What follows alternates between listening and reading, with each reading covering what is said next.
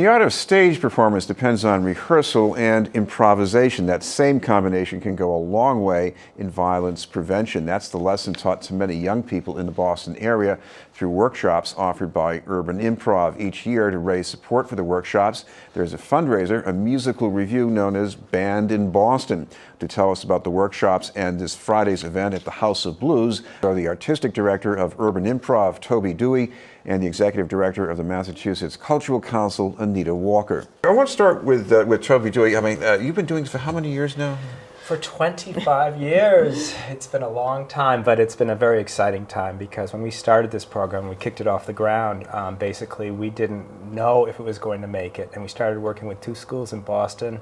And over the last 25 years, we've worked with over 125 schools and seen over 70,000 students. It's quite something. And through that time, the program has evolved. It was, it's an educational program, and it's in a program which uses improv as a vehicle to help children learn. We think of it as 3-dimensional learning, where you're using your body, your mind, your emotions, you're stepping into scenes and trying to solve problems that are coming up. So it's a lot about social and emotional growth, life skills, situations that you could face. We have 5 actors. They present a scene as realistically as possible, and then we freeze the action at a pivotal moment and say, what would you do in this situation?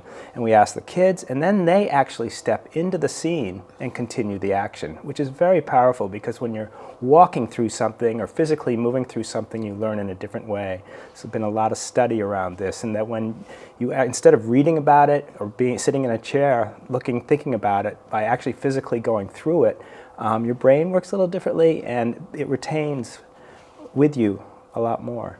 Anita Walker, you support this program at the Cultural Council. Why do you keep up that support?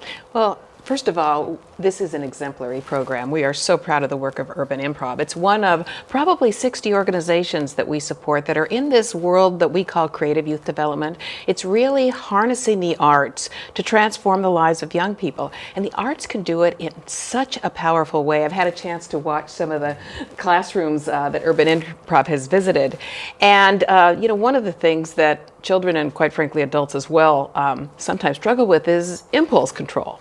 Well, acting out a scene in a play gives you a chance to sort of think through and rehearse, well, what if I did this, or what if I did that, and think through the consequences of your action. And I think theater can do that in a way that really virtually nothing else can. We've seen these programs in the schools and all across Massachusetts through our other organizations, but Urban Improv has really reached, as you said, thousands of kids in the greater Boston area. Toby, when you go through these workshops, the students have to think or rethink, but they're also seeing the reaction from their peers, and maybe they're seeing something they didn't expect. That's really true. So many times a student will shine in Urban Improv while they won't show up in their class. And teachers come to us often and are astounded because they're in the room with us. We don't do it in the schools that they come from, but they actually come to the Reggie Lewis Center at Roxbury Community College and Vine Street Community Center down the street. So they come to our space where there are no dynamics set up in terms of negative energy, and that we create the openness and the feeling of support. And teachers continually will say to us, I've never seen Johnny get up like that and speak. So this vehicle of learning is so different. It really gives the kids an opportunity to express themselves in ways that they never have before. It provides a lot to them.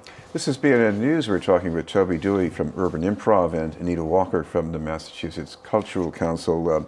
Anita, I guess when you look at the value of a program like this, it's not just about maybe personal growth, but think of maybe the things that can go wrong when people don't get a lesson like this. Well, that's true. I mean, you were talking about the safe space. I mean, and when we look at creative youth development programs like this, one of the first characteristics is giving a child a safe place to be and something to do when they're there.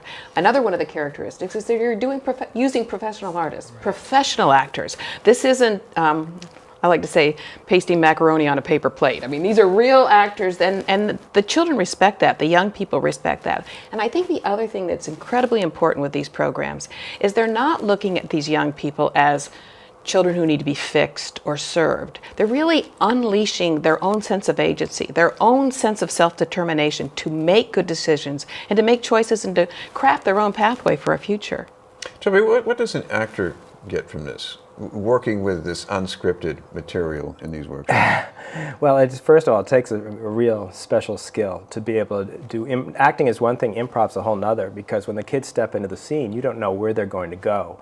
And basically, you have to follow them. We never say, no, you can't do that. We let it play out, even though we might cringe and go, oh, that wasn't such a great decision, but we purposely play it out that way.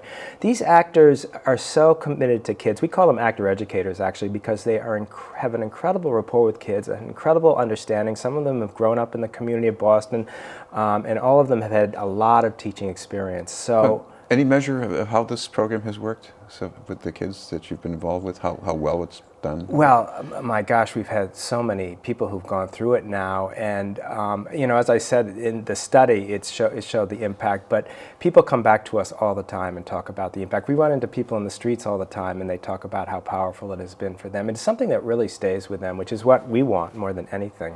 Anita Walker, speaking of unscripted material, you've got to have some of that lined up on Friday night. So what's this going to be like? Yeah, so Band in Boston, which is probably one of the best fundraisers that cultural organizations do anywhere on the planet. If I could just be so modest as to say on your behalf. And I think I figured out I've been doing this for about 10 years with you. I've played everybody from Queen Elizabeth to Kim Kardashian. I think the essential quality of all of the parts involve a rather odd-looking wig and stuffing pillows in the back of your pants or something. I mean, you have to have a good sense of humor. You have to be able to roll with the punches. But talk about a creative team. Band in Boston has an amazing team who puts together a script. I don't know how long they take to do that, but it usually captures whatever is happening right now, whatever the current events are.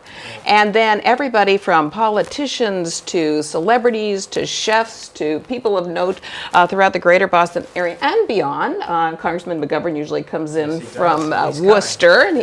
And everybody, you know, just rolls with the punches. It's actually interesting. I was thinking about it on the way over here because just as the program in the school brings people together because theater has that power, here we all are. I saw Charlie Baker and Martha Coakley in the middle of a hot contest for governor. Both came to Band in Boston and put it all aside. You're all a team and you're all part of the show. And it's really an amazing event. It's hilarious. And finally, Toby, if people want more information about this, you've got that website that people can check out? Yes, it's www.bandinboston.org.